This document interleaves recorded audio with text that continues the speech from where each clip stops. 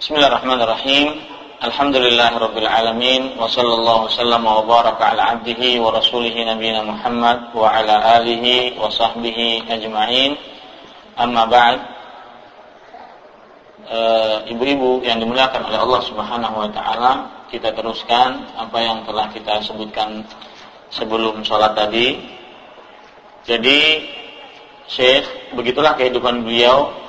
Beliau asalnya dari Suriah, tepatnya di kota Halab, dan umur beliau sekarang 75 tahun, beliau masih hidup. Dan saya pribadi pernah ke rumah beliau di Mekah dan bertemu dengan beliau dan diberikan beberapa buku hasil dari karangan beliau sendiri.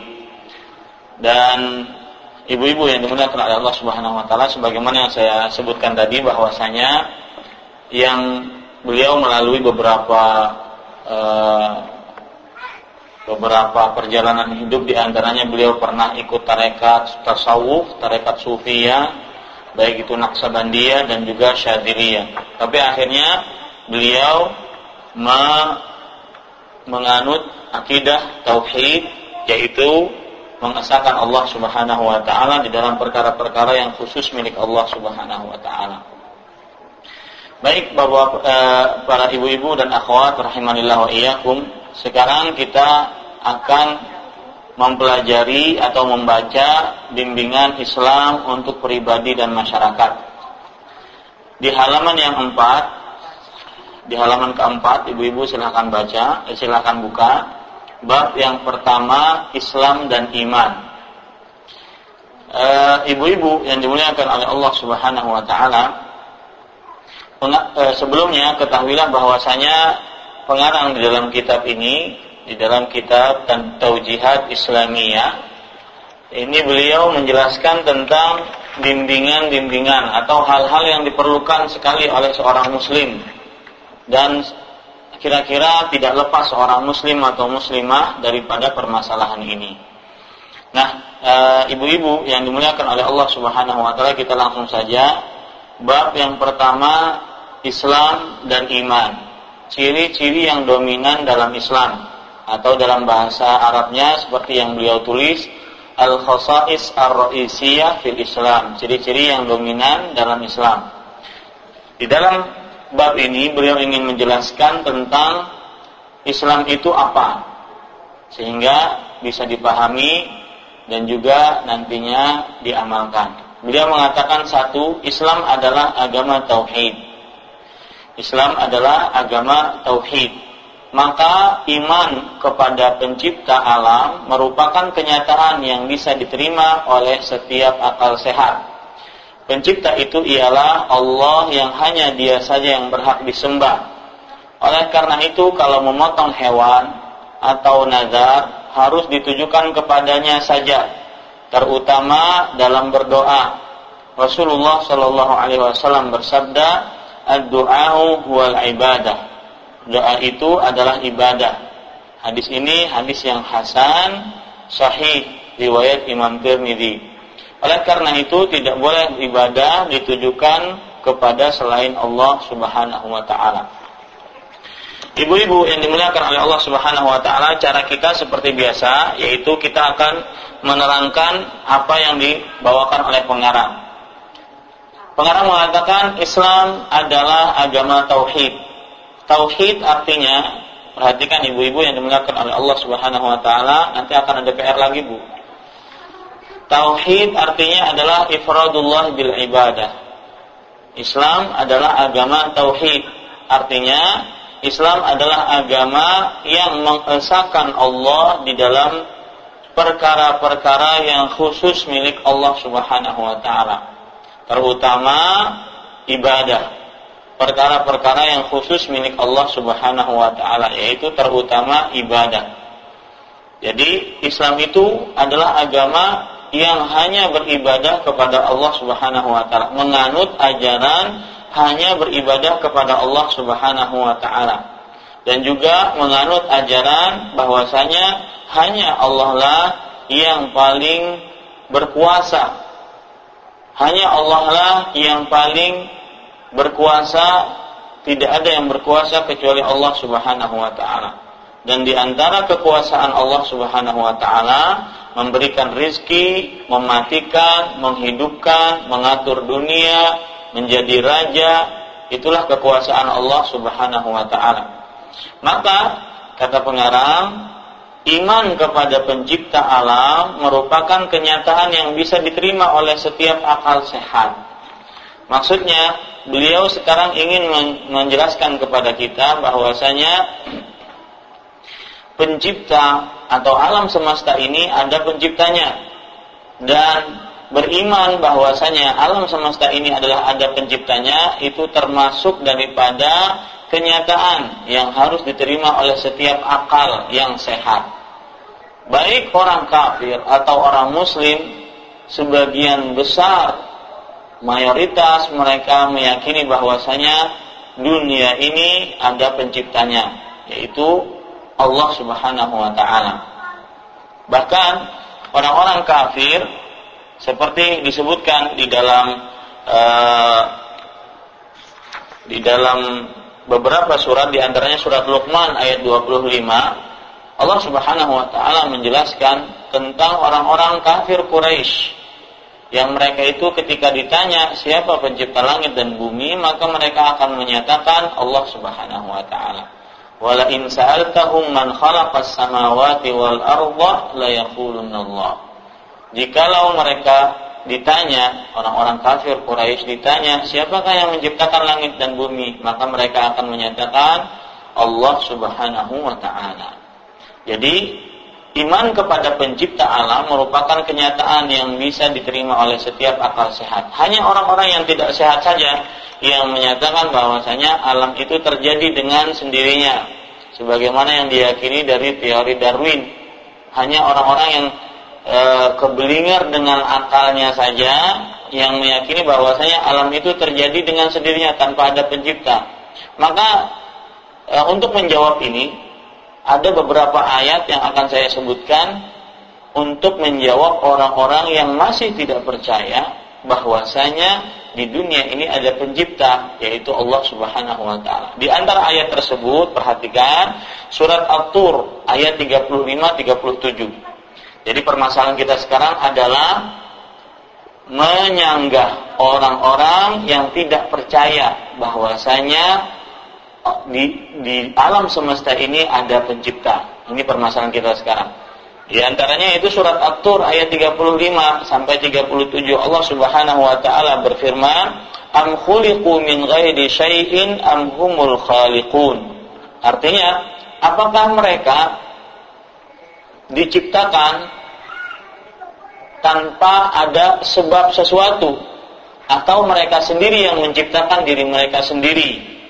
Am khalaqus samawati wal arda bal la yuqinun.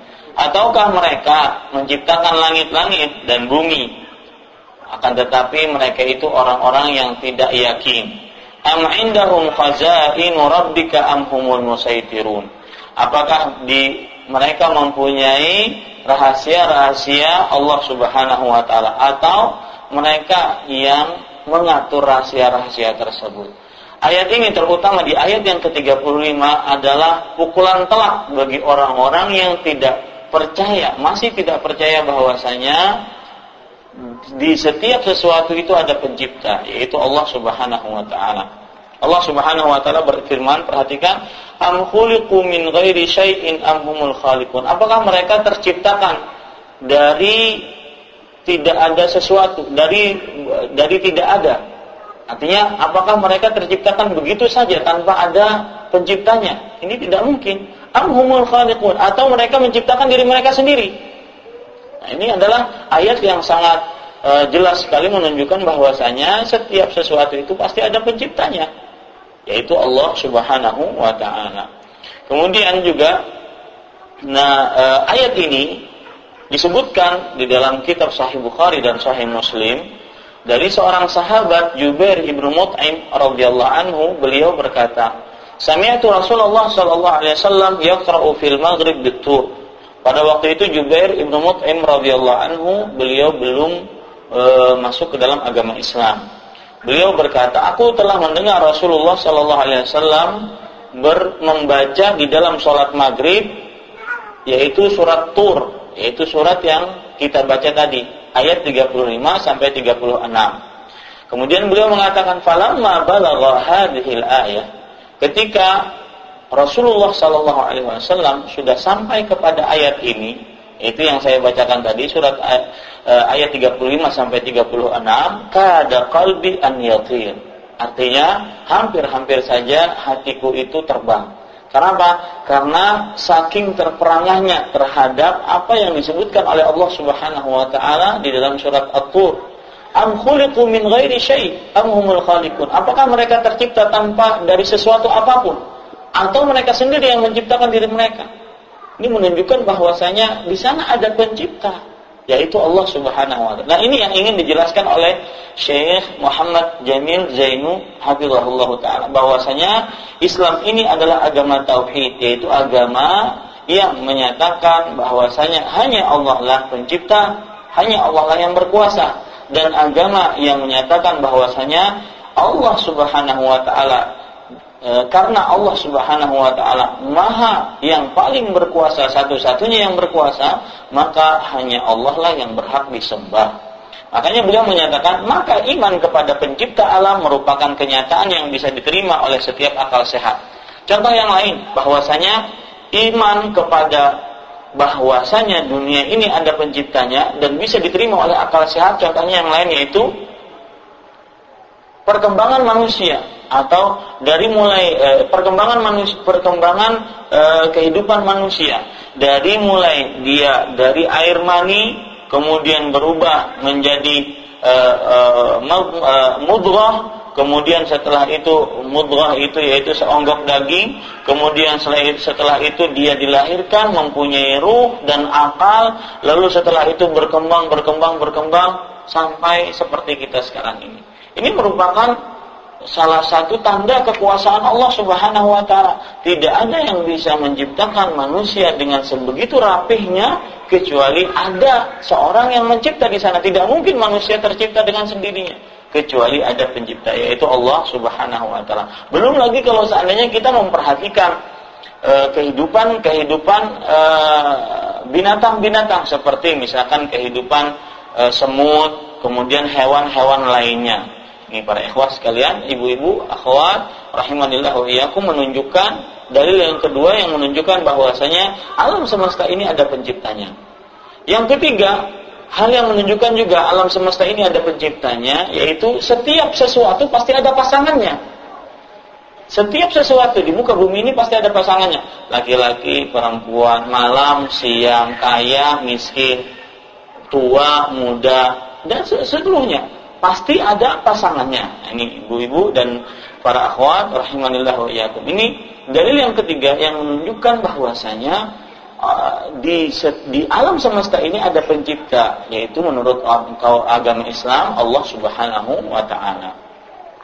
Kemudian juga yang perlu diperhatikan dalil yang keempat yang menunjukkan bahwasanya alam semesta ini ada penciptanya, yaitu Allah Subhanahu wa taala malam dan siang. Coba, malam dan siang itu, malam waktunya, panjangnya malam, panjangnya siang selalu bertepatan, sebagaimana tidak pernah sama sekali berbeda jauh, ya, tidak pernah sama sekali berbeda jauh, akan tetapi selalu ada waktu malam, selalu ada waktu siang, ya, selalu ada waktu malam, selalu ada waktu siang. Kemudian juga misalkan lagi para imam, yaitu Imam Abu Hanifah, beliau berdalilkan akan adanya Allah Subhanahu wa taala yaitu dengan jalannya al-mawjudat, dengan jalannya hal-hal yang ada di muka bumi ini. Ini semua menunjukkan bahwasanya Allah Subhanahu wa taala lah yang menciptakan alam semesta ini. Ini yang ingin disampaikan oleh Syekh ketika beliau menyatakan, maka iman kepada pencipta alam merupakan kenyataan yang bisa diterima oleh setiap akal sehat. Pencipta itu ialah Allah yang hanya Dia saja yang berhak disembah. Nah, ini permasalahan penting ibu-ibu yang dimuliakan oleh Allah Subhanahu wa taala. Sering sekali di dalam Al-Qur'an Allah Subhanahu wa taala menyebutkan bahwasanya Allah itu Maha Pencipta, Allah itu Maha berkuasa, Allah itu Maha mematikan, menghidupkan. Itu gunanya apa? Gunanya agar Allah Subhanahu wa taala menginginkan kita menyembah kepada Allah. Karena kalau Allah pencipta, maka yang berhak disembah hanya Allah Subhanahu wa taala. Coba perhatikan sekarang surat Al-Baqarah ayat 21-22. Bagaimana Allah Subhanahu wa taala mengajak seluruh manusia untuk beribadah kepadanya dengan mengaitkan kekuasaan Allah Subhanahu wa taala. Di sini kan pengarang mengatakan, pencipta itu ialah Allah yang hanya Dia saja yang berhak disembah. Artinya, kalau Dia bukan pencipta, maka tidak berhak Dia disembah. Ini menunjukkan bahwasanya pengarang mengaitkan antara keyakinan seorang muslim bahwasanya Allah lah yang paling berkuasa, maka Allah lah yang paling berhak disembah. Ini catat baik-baik, Bu. Yang dimaksud di sini pengarang ingin menyatakan bahwasanya kalau yang berkuasa lah yang paling berhak disembah. Karena yang tidak berkuasa tidak berhak disembah. Yang Maha Penciptalah yang paling berhak disembah, atau disebut dengan tauhidur rububiyah. Karena Allah mempunyai rububiyah, maka Allah lah yang paling berhak mempunyai uluhiyah. Karena Allah mempunyai kekuasaan, maka Allah lah yang paling berhak untuk disembah. Ini catat baik-baik ibu-ibu. Karena Allah yang mempunyai kekuasaan, maka Allah lah yang paling berhak disembah. Contoh misalkan, seperti yang ingin saya sebutkan tadi, surat Al-Baqarah ayat 21 sampai 22. Allah Subhanahu wa taala berfirman, "Ya ayyuhan nasu ubudu rabbakumul ladzi khalaqakum wal ladzina min qablikum la'allakum tattaqun." Wahai manusia, sembahlah Rabb kalian. Siapa Rabb kalian? Siapa yang harus kita sembah? Siapa yang harus kita sembah? Siapa yang harus kita ibadahi? Allah Subhanahu wa taala menyebutkan alladzi khalaqakum, yang telah menciptakan kalian dan orang-orang sebelum kalian agar kalian bertakwa. Coba perhatikan. Di sini Allah menyuruh kita menyembah kepada Allah Subhanahu wa taala. Kenapa harus menyembah Allah Subhanahu wa taala? Karena Allah lah yang menciptakan kalian dan menciptakan orang-orang kalian. Ini menunjukkan kepada kekuasaan atau yang disebut dengan rububiyah. Jadi sekali lagi, karena Allah mempunyai rububiyah, mempunyai kekuasaan, maka hanya Allah lah yang mempunyai uluhiyah, yaitu yang paling berhak disembah. Ayat selanjutnya, ayat yang ke-22, lanjutan tentang kekuasaan Allah Subhanahu wa taala. Bagaimana sih apa sih kekuasaan Allah Subhanahu wa taala? Alladzi ja'ala lakumul arda firasya was samaa'a binaa'a wa anzala minas samaa'i ma'an fa akhraja minas thamarati rizqan lakum fala taj'alu lillahi andada wa antum ta'lamun. Yaitu Rabb kalian ini yang harus kalian sembah siapa? Yang telah menjadikan bagi kalian bumi firasya, terhampar, was-samaa'a binaa'a, dan langit menjadi penutupnya, wa anzala minas samaa'i ma'a, dan yang telah menurunkan dari langit air, fa akhraja bihi minats thamarati rizqan lakum. Maka Allah Subhanahu wa taala dengan air yang turun dari langit tersebut, yaitu berupa hujan, Allah Subhanahu wa taala mengeluarkan as-samarat, buah-buahan sebagai rizki bagi kalian. Kemudian di akhir ayat Allah Subhanahu wa taala, perhatikan. Ini subhanallah, antik sekali. Fala taj'alu lillahi andada. Kalau begitu, kalian jangan menjadikan sekutu bagi Allah Subhanahu wa taala. Wa antum ta'lamun. Allah sekali lagi mengaitkan antara rububiyah dengan uluhiyah, antara kekuasaan dengan peribadatan kepadanya.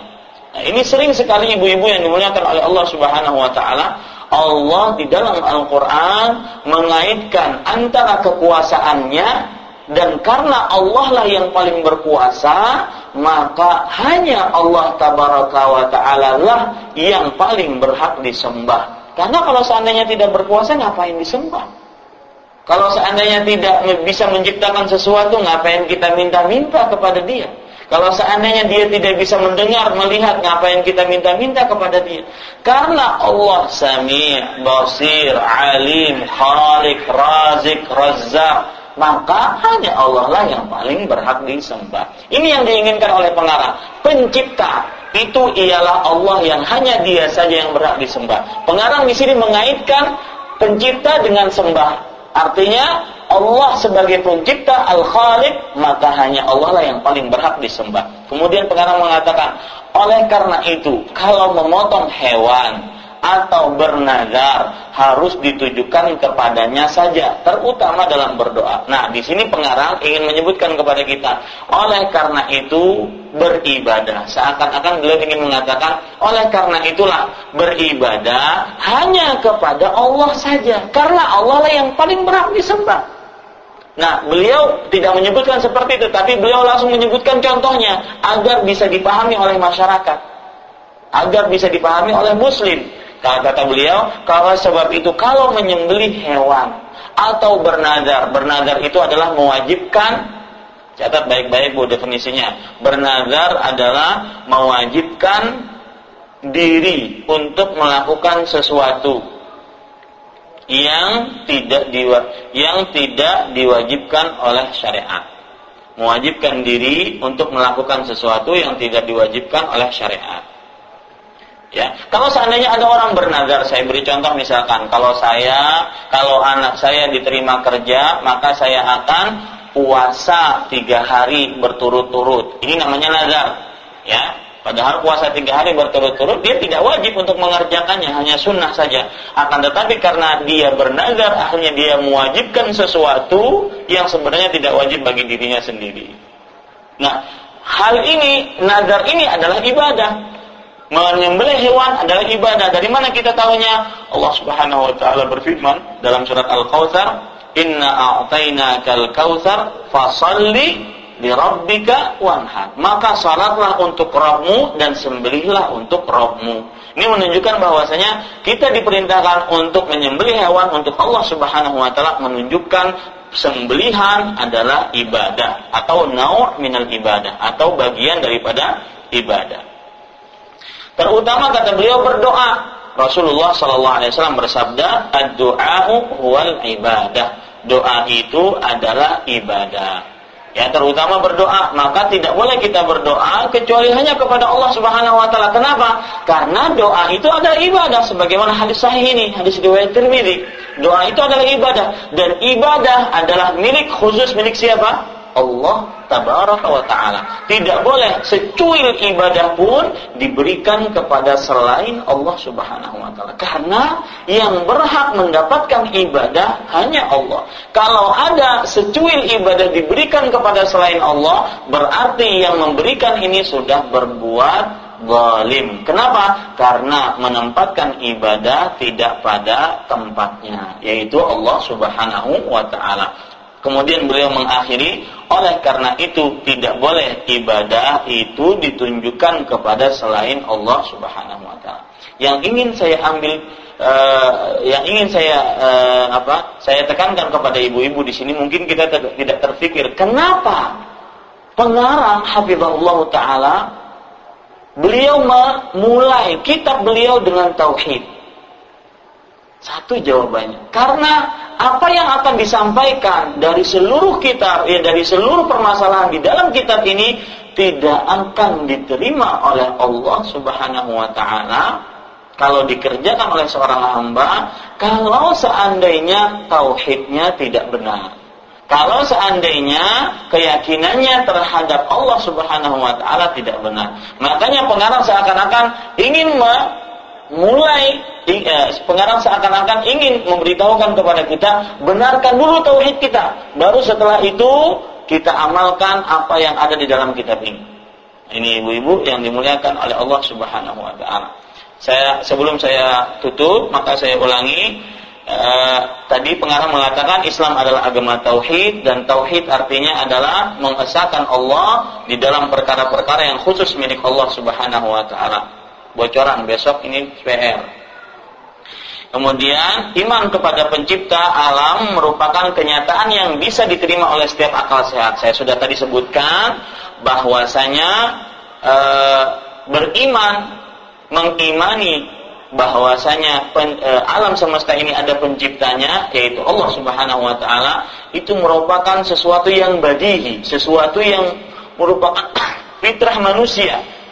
Hanya orang-orang yang sombong saja, yang takabur dengan ilmunya saja, yang dia tidak percaya bahwasanya Allah Subhanahu wa taala sebagai pencipta, atau paling minimal paling minimal di dunia ini atau di alam semesta ini ada yang menciptakannya. Dan sudah saya sebutkan dalil-dalilnya tadi dari Al-Qur'an ataupun dari beberapa akal. Dari dalil-dalil akal sudah saya sebutkan tentang bahwasanya alam semesta ini ada penciptanya. Kemudian saya juga tadi menyinggung tentang tauhid rububiyah, itu sering Allah Subhanahu wa taala pakai untuk menegaskan tauhid uluhiyah. Di antaranya surat Al-Baqarah ayat 21 sampai 22. Ini sering sekali ibu-ibu, dan secara logika masuk akal. Kenapa kita menyembah suatu zat yang tidak bermanfaat, yang tidak bisa memberikan manfaat, tidak bisa menghalangi kita akan mudarat, tidak mendengar permintaan kita, tidak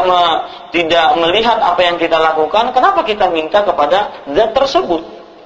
Nah, ini ibu-ibu dan bapak-bapak dan para akhwat yang dirahmati oleh Allah Subhanahu wa taala. Kemudian karena Allah Subhanahu wa taala penciptalah, maka Allah lah yang paling berhak disembah. Di antara ibadah-ibadah yang kita harus kerjakan kepada Allah Subhanahu wa taala dibawakan oleh pengarang di sini menyembelih hewan, kemudian bernazar, kemudian juga berdoa, terutama dalam berdoa. Akhirnya beliau mengakhiri, oleh karena itu tidak boleh ibadah ditujukan kepada selain Allah. Selain Allah apa? Apa saja.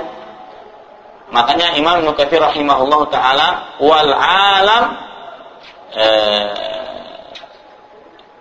dan alam semesta itu adalah selain Allah Subhanahu wa taala. Jadi seluruhnya yang selain Allah Subhanahu wa taala itu adalah makhluk, dan itu adalah alam semesta, dan tidak boleh diberikan ibadah kepada selain Allah apapun, baik itu malaikat, jin, manusia, hewan, benda-benda mati, maka tidak boleh diberikan kepada ibadah tersebut kecuali kepada Allah Subhanahu wa taala. Demikian, apa yang baik kita dari Allah Subhanahu wa taala, apa yang buruk itu dari kami pribadi manusia biasa. Mudah-mudahan awal ini adalah awal yang berkah, dan ibu-ibu sabar menuntut ilmu, dan juga insyaallah bisa mendapatkan faedah yang banyak dari apa yang akan kita baca, kitab bimbingan Islam untuk pribadi dan masyarakat. Demikian, wassalamualaikum warahmatullahi wabarakatuh. Kalau ada pertanyaan silahkan Bu. Ada waktu sekitar 15 menit atau 10 menit. Sudah berikan di bawah banyak. Silakan Bu, ada pertanyaan? Silakan Bu. Tolong buka sedikit biar kedengaran.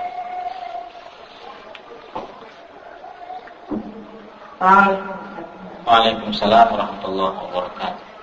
Bagaimana jawaban pertanyaan kalau seandainya kita diharapkan pada masyarakat yang mengatakan kita tidak beribadah kepada, kita tidak meminta doa kepada orang atau wali, tetapi kita mendekatkan diri. Sering kan begitu jawaban yang yang tajam ini. Ini maka ibu harus pelan-pelan menceritakannya. Kita katakan saja kepada mereka bahwasanya orang-orang kafir Quraisy, Abu Lahab, Abu Jahal, yang sudah jelas-jelas dinyatakan di dalam Al-Quran sebagai orang yang tercela, mereka itu mengerjakan seperti apa yang dikerjakan oleh sebagian masyarakat Muslim sekarang, ya, yaitu mereka datang ke berhala mereka dan mereka mengatakan ma na'buduhum illa liyuqarribuna ilallahi zulfa. Kami tidak menyembah kepada berhala-berhala ini hanya sebagai perantara kami untuk menyampaikan hajat kami kepada Allah Subhanahu wa taala.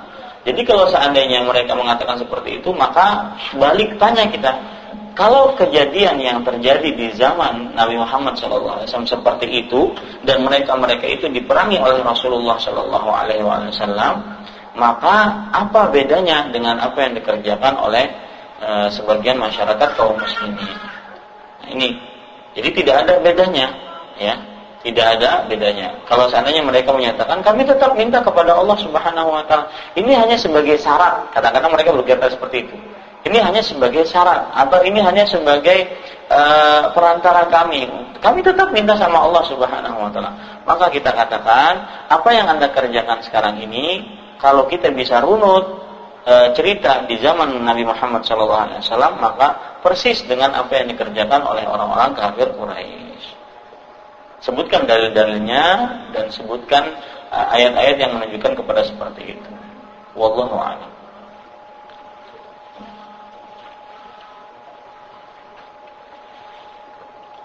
Ada lagi Bu, silakan.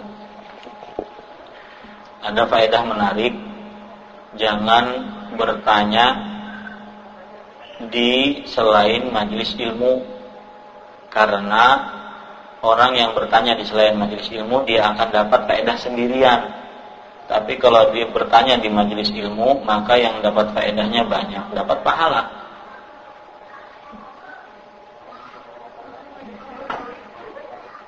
Apa selain dari topik ini, yeah. Saya ingin tanyakan, kalau orang yang sakit, yang Rasulullah SAW dulu pernah sakit, kemudian masih nabi dengan duduk ya.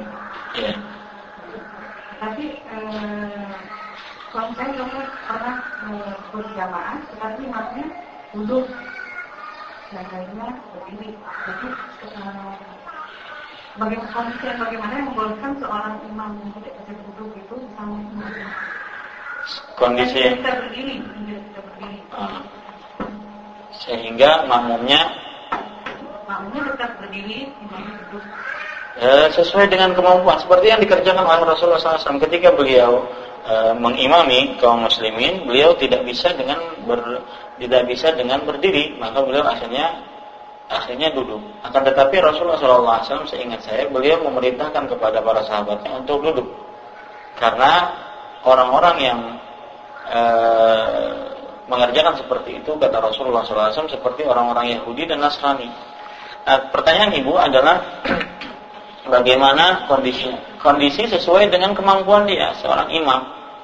Baik itu kalau seandainya dia lumpuh, tetapi dialah yang paling bagus bacaannya, maka dia diperbolehkan. Atau kalau seandainya dia tidak bisa berdiri dengan alasan apapun, tetapi dia mumpuni dalam bacaannya dan tahu hukum-hukum sholat, maka dia yang lebih utama untuk mengimami sholat. Jadi tidak ada batasan sehingga seorang muslim bisa membatasi, tetapi batasannya adalah ketika dia mampunya hanya duduk, imamnya mampunya hanya duduk, dan dia yang terbaik daripada yang hadir di masjid tersebut, khususnya dalam bacaan dan dalam hukum-hukum sholat. Allah. Jadi tetap kalau imamnya duduk, makmumnya harus duduk. Saya ragu-ragu. Harus diulangi permasalahannya, harus dimurajaah, saya nggak tahu. Ragu-ragu, apakah duduk atau berdiri? Karena yang ingat ada di dalam otak saya adalah Rasulullah SAW pernah mengimami dalam keadaan duduk, kemudian beliau memerintahkan para sahabatnya untuk duduk. Tapi ini perlu nanti minggu depan insya Allah saya akan sebutkan masalahnya. Allah a'lam, nggak tahu.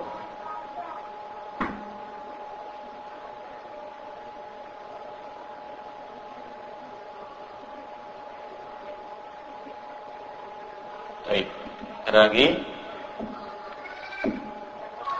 Kira-kira bukunya disetujui Bu ya? Bimbingan Islam. Iya Pak Ustaz, ini menagih janji itu yang pertanyaan di Facebook udah ketemu belum? Belum Bu, makanya saya belum jawab karena belum ketemu Bu. Ya, belum ketemu.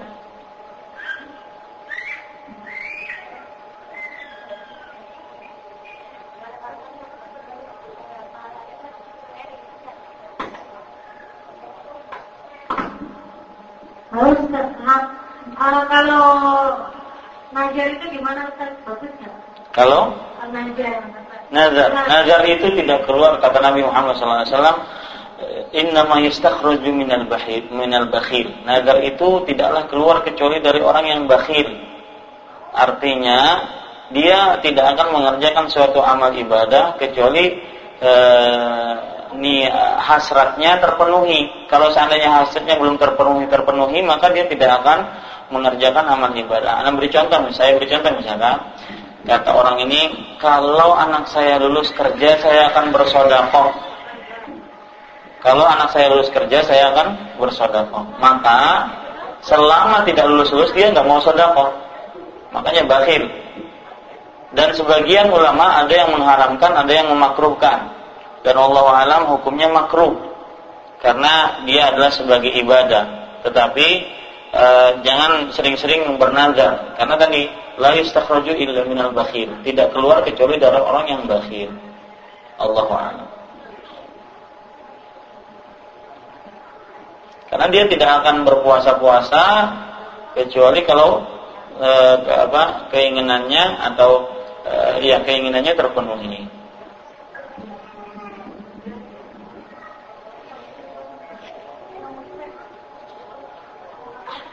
Baik, ada lagi?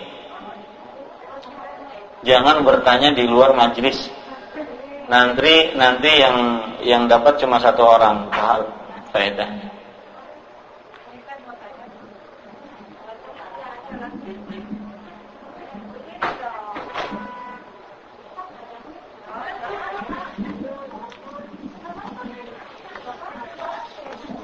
Nah, Ustaz, mau tanya Pak Ustaz tentang wakaf. Silakan. Misalnya ada orang yang mewakaf di sana buat madrasah, tiba-tiba nggak jalan gitu loh. Dekat rumah itu madrasahnya nggak jalan. Jadi terbengkalai aja gitu loh. Terus tiba-tiba selangnya itu diganti kayak yayasan suatu nama gitu loh. Jadi kalau orang mau pinjam bayar satu ibu itu gitu loh. Kalau ada orang yang mau beli itu boleh nggak di Pak ya? Wakaf itu salah satu hukumnya tidak boleh mengerjakan sesuatu yang berkenaan dengan wakaf kecuali dengan wasiatnya, sesuai dengan wasiatnya. Jadi wasiatnya harus dikerjakan sebagaimana yang diwasiatkan oleh orang yang memberikan wakaf. Jadi kalau diwasiatkan untuk madrasah maka tidak boleh, wakaf itu tidak boleh dijual, Bu. Dibeli tapi untuk madrasah juga gitu loh. Daripada terbengkalai gitu. Enggak, karena permasalahan sekarang harta itu diwakafkan. Jadi sebenarnya orang yang sudah diwakafkan dia tidak berhak lagi untuk menjual belikan karena dia harta wakaf. Wakaf itu tidak bisa dijual belikan. Terus kalau memakai itu kita harus bayar sama orang tertentu. Memakai sekolah tersebut. Iya, kalau kita, tapi kan kalau itu agak terbengkalai aja gitu, nggak kosong gitu loh. Kosong, nggak ada ini, terus ya saya punya niat pengen beli itu buat madrasah gitu loh. Karena udah ada bangunan kayak madrasah, udah ada lampunya. Iya. Ya semestinya kalau dia tahu hukum Islam maka dia harus mengerjakan wasiat yang memberikan wakafnya. Akan tetapi kalau seandainya tidak bisa yang jelas wakaf itu tidak bisa dibeli, Bu. Ya. Ibu tidak bisa membeli. Artinya biarpun orang tersebut wakafnya tidak terlaksana sebagaimana wasiat orang yang memberikan wakaf, maka yang berdosa adalah yang tidak melaksanakannya. Dan ibu tidak usah ambil pusing dengan mereka yang tidak melakukan wasiat tersebut. Nah, mungkin ada lahan lain yang bisa kita jadikan amal untuk kita. Yang jelas wallahu alam wakaf tidak bisa dijual, Bu. Harta wakaf tidak bisa dijual. Sama-sama. Seperti misalkan orang wakaf mushaf di masjid, maka tidak boleh dijual oleh masjid mushafnya, nggak boleh, tetap untuk di masjid selama mushaf tersebut berguna di masjid maka tidak boleh dijual. Sama itu seperti itu. Wakaf tidak boleh dijual. Kecuali kalau seandainya wasiatnya kalau tidak bermanfaat maka boleh dijual. Sesuai dengan wasiatnya pokoknya, Bu. Karena itu adalah wasiat seorang muslim dan dia berwakaf atasnya. Karena dengan seperti itu dia akan mendapatkan pahala. Ya, dengan seperti itu dia akan mendapat pahala. Wallahu a'lam. Cukup, Bu, ya. Subhanakallahumma hamdika asyhadu an la ilaha illa anta astaghfiruka wa atubu ilaik. Assalamualaikum warahmatullahi wabarakatuh.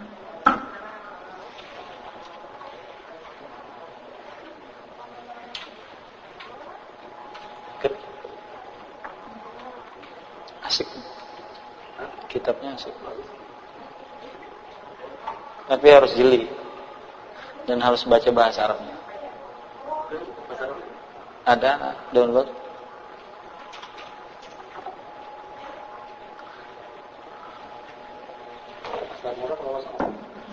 Minta DVD satu, Bu. Ya, sisanya satu aja. Sisanya silahkan bawa. Bagikan ke teman-teman. Ya.